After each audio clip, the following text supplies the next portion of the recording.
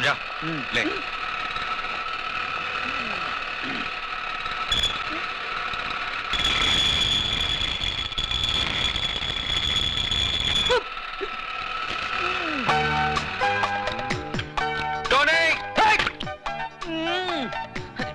बड़ा पाव देखो, पूरा काला तेल पाव हो गया। न खुद खाता है, न पीता है, न औरों को खाने देता है। क्या है? चिल्ला मत। जाके दूसरी गाड़ी में देख पेट्रोल है कि नहीं, डिलीवरी देनी है। हाँ देखता हूँ। 7-11 का पाना दे। इनका टका सो रहा है। चल।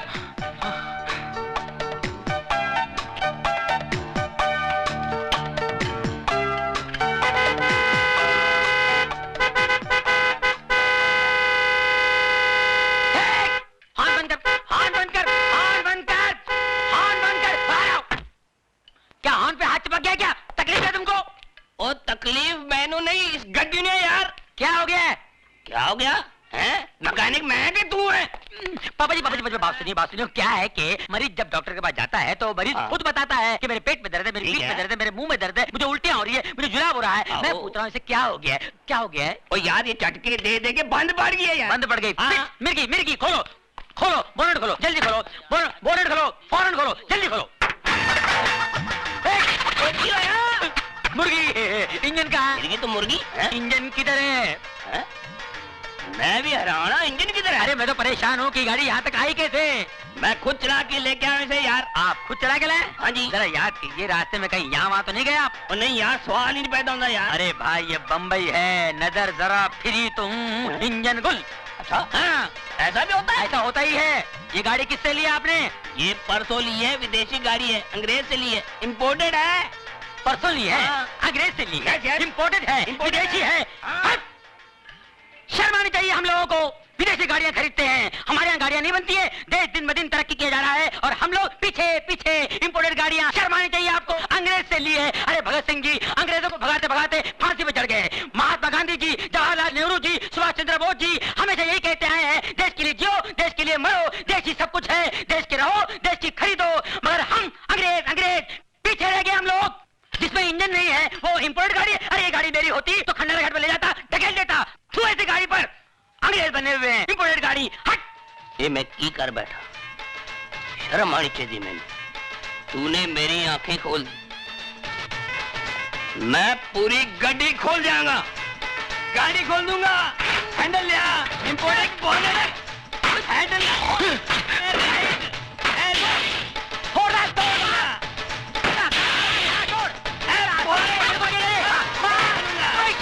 देसी गाड़ियों का काम मुझे नहीं मालूम है, विदेशी गाड़ी लेके आए। बोले मालूम है कहाँ इंजन?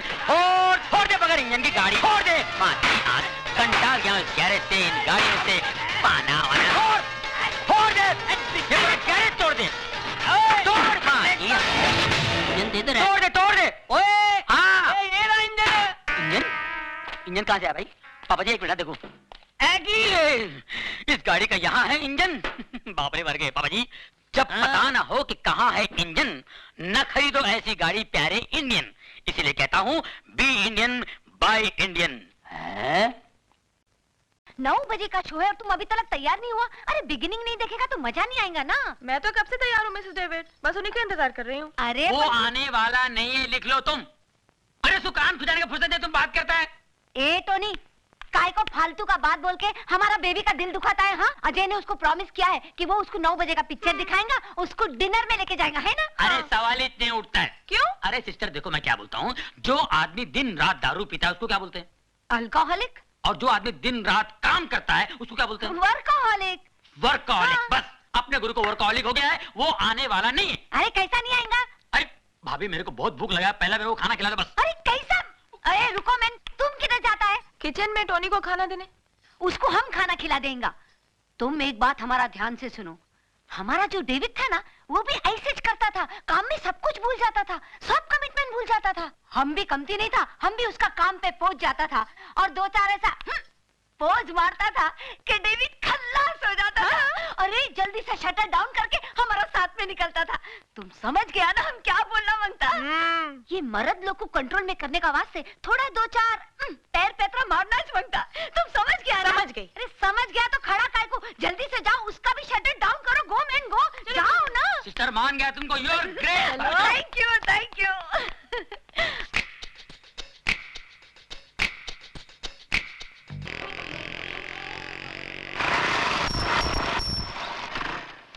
अरे अजय, तुमको मिलने का वास्ते कोई आया, हम ऊपर में बिठाया उसको, जरा देखो तो कौन है। अच्छा मिसेस डेविड। सुधा जी? हम उसके लिए चाय बिस्कुट बनाए, तुम लेके जाओ। अच्छा। आओ।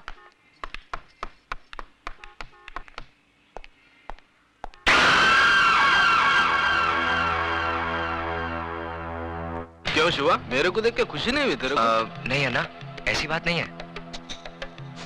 तो आ, अन्ना के गले लग जा। आजा मेरे बच्चे, शिवा आजा। हाँ, मेरे को बहुत खुशी हुई कि तूने घर बसा लिया, लेकिन मेरे को दुख भी हुआ कि तू अन्ना को भूल गया। चल कोई बात नहीं, अब मैं तेरे को लेने आया हूँ। अपना सामान बांध और मेरे साथ चल। नहीं अन्ना, अब ये मुमकिन नहीं। अब मैं तुम्हारे साथ नहीं चल सकता। मजाक करने की आदत गई नहीं तेरी। अरे अन्ना की दुनिया तो बहुत उदास है रे तेरे बगैर। चल वापस चल शिवा। मेरा नाम शिवा नहीं, अब अजय है। नाम के साथ साथ पेशा भी बदल दिया है मैंने। हथियार की जगह औजार और खून की जगह पसीना बहाना सीख लिया है। हाँ मेरे को मालूम है, इधर इस बस्ती में तूने एक गैरेज खोल रखा है, गाड़ी की रिपेयरिंग करता है तू। लेकिन अपन का लाइफ भी कोई गाड़ी का इंजन नहीं, जो बिगड़ जाए तो रिपेयर हो जाए। चला तो चला, नहीं तो स्क्रैप। देखो अन्ना, मैं बहस नहीं करना चाहता। मैंने अपना फैसला सुना दिया है। मैं तुम्हारे साथ नहीं आ सकता। लेकिन मैं फिर भी समझा देता हूँ, अपन लोग की गाड़ी में रिवर्स गियर नहीं होता। हाँ, इसलिए सिर्फ आगे बढ़ना चाहता हूँ, नहीं लौटना मुझे उन रास्तों पर जिस पर बेगुनाह इंसानों की लाशें खून से लिथड़ी पड़ी हो। नहीं लेना उस हवा में सांस जिस हवा में बारूद का धुआं शामिल हो।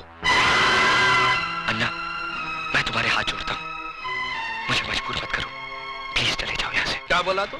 मैं चले जाऊं यहाँ से? मेरे को बोला तू? मेरे को बोला? अरे तू जब रोता था ना, तो तेरी रोने की आवाज नहीं निकलती थी तेरी हलक से। ऐसे मरेले हालत में कोई कचरे में फेंक के गया था तेरे को? मैं उठाया तेरे को, अन्ना उठा के पाला तेरे को। बच्चा जब बोलने लगता है, उसके मुंह से पहला वर्ड अम्मा निकलता है, लेकिन तेरे मुंह से अन्ना निकला था। अन्ना निकला था, अन्ना। इतना प्यार दिया मैंने तेरे को, और तू मेरे को बोलता मैं चले जाऊं यहाँ से? अरे 2 वक्त जोरू के हाथ का रोटी और 4 रात उसके साथ सोने को क्या मिल गया? अन्ना को भूल गया तू? अन्ना को? मैं जानता हूँ अन्ना, मेरी जिंदगी का एक एक पल तुम्हारे एहसानों का कर्जदार है। यही कर्ज था जिसकी खातिर जो कुछ तुमने मुझसे कराया मैं करता चला आया। लेकिन अब मुझे जीने का मकसद मिल गया है। मैं जीना चाहता हूँ अन्ना, एक नेक इंसान बनकर, अपनी खातिर, अपनी बीवी की खातिर। तो तू इसके लिए जीना चाहता है? याद कर शिवा, जिस आदमी के घर पे तूने पैसे भिजवाए थे वो कोई और नहीं, तेरे औरत का पहला मर्द था। अब तू जीना चाहे भी तो जी नहीं सकेगा, क्योंकि जिसके मांग में तूने सिंदूर भरा है ना, उसका मांग उजाड़ने वाला भी तू है। उसका पहला पति रवि मल्होत्रा का कातिल तू है। उसको विधवा बनाने वाला तू है, तू है, तू है।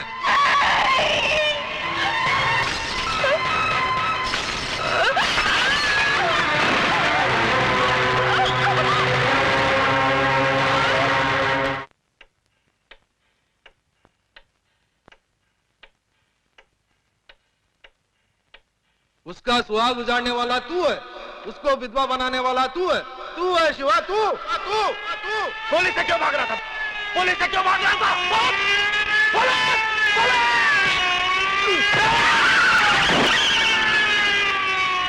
मुबारक हो, आप बाप बनने वाले हैं।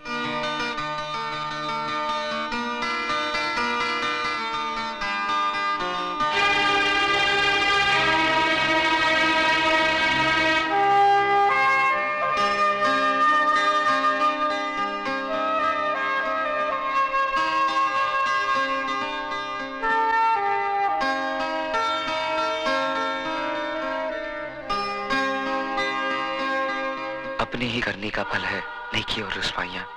आप ही के संग चलेंगी आपकी परछाइयां। ए मैन, तुम काय का वास्ते मुंह लटका के खड़ा है? अरे तुम्हारी लाइफ का सबसे बड़ा गुड न्यूज आज हम तुमको देंगे। तुम फादर बनने वाला है।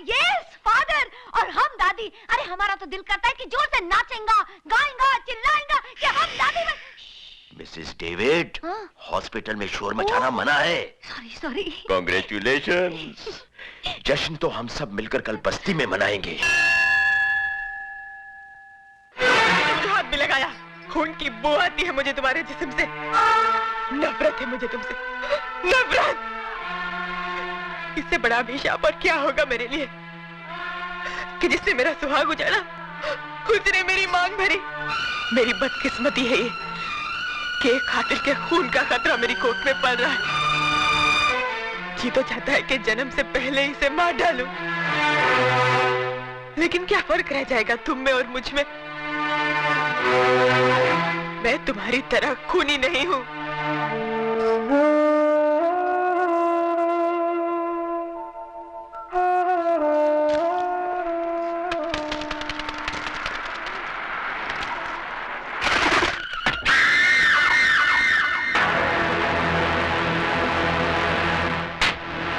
कैसी बुरी हालत बना ली रे तूने अपनी। बारूद का ढेर था, लेकिन अब किसी उजड़े मजार की अगरबत्ती लगता है। अरे जिसके वास्ते तू अपना सब कुछ छोड़ने के लिए तैयार है ना, वही तेरी शक्ल देखने के लिए तैयार नहीं है। चल वापस चल अपनी दुनिया में। देख, मैं तेरे को अपने साथ ले जाने के वास्ते कैसे कैसे महारथी अपने साथ लाया हूँ। देख।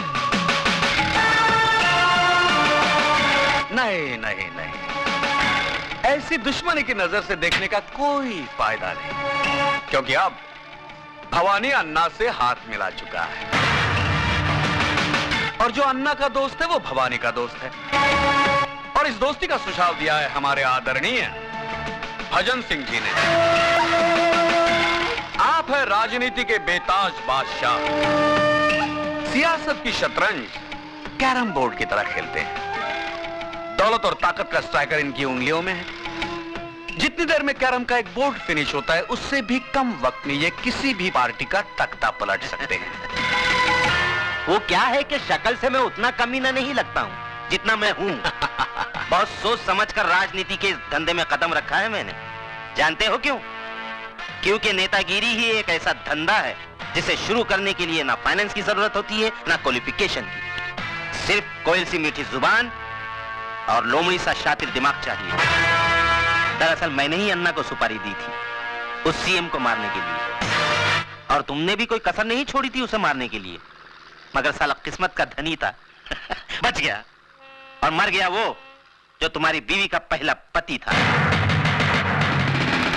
हमारे मुल्क में ऐसे लोगों की कमी नहीं है जो रुपए लेकर खून करते हैं। तुम्हारे पास आने की वजह है तो सिर्फ इतनी कि बंदूक चलाते वक्त तुम्हारी उंगलियां नहीं कांपती। 26 जनवरी को वही सीएम इस शहर में आ रहा है किसी सरकारी मीटिंग के सिलसिले में, और 28 जनवरी को वापस जा रहा है। यानी 48 घंटे हैं तुम्हारे पास अपना पिछला अधूरा काम पूरा करने के लिए। यह मत समझना कि तुम्हें पैसे नहीं मिलेंगे इस काम के। इतनी रकम मिलेगी, जिंदगी भर ऐश करोगे, ऐश। ये मशीन गन दिखने में बहुत छोटी है, लेकिन इसकी गोलियां बहुत दूर तक जाती हैं बिना आवाज किए। उठा लो इसे, इसका गला बारूद उगलने के लिए मचल रहा है। सोच क्या रहा है शिवा?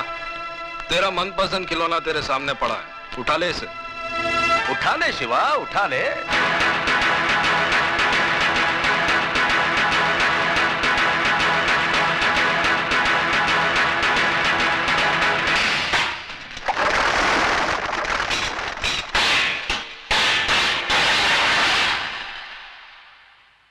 भजन सिंह, जब मैं चलना सीख रहा था तो अन्ना ने उंगली की जगह रिवॉल्वर की नाल थमाई थी मुझे। बड़ी मुश्किल से अपने हाथों से बारूद की बदबू धोई है मैंने। मुझे दोबारा हथियार उठाने पर मजबूर मत करना, वरना कैरम बोर्ड तुम्हारे सामने होगा, लेकिन स्ट्राइकर चलाने के लिए तुम्हारी हथेली पर उंगलियां नहीं रहेंगी।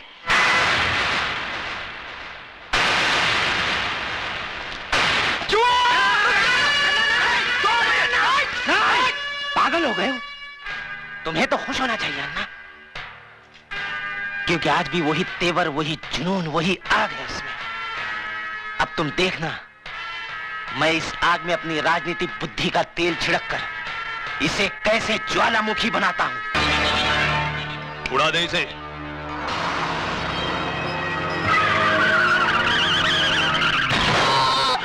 भाभी,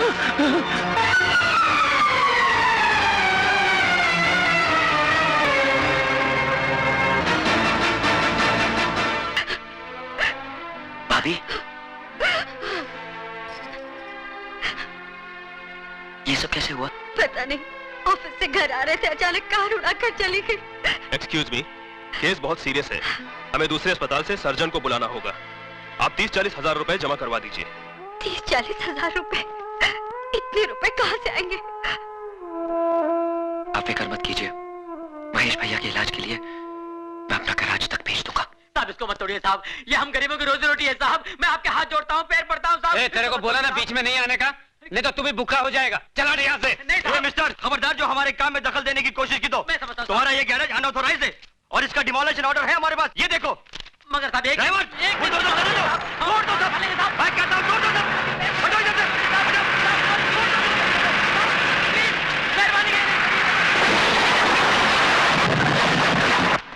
गुरु गजब हो गया, बहुत गड़बड़ हो गया। म्युनिसिपालिटी वालों ने अपना गैरेज तोड़ दिया। मैंने उनको बहुत समझाया, गिर रहा है कि मत तोड़ो, कहते हैं गैर कानूनी है।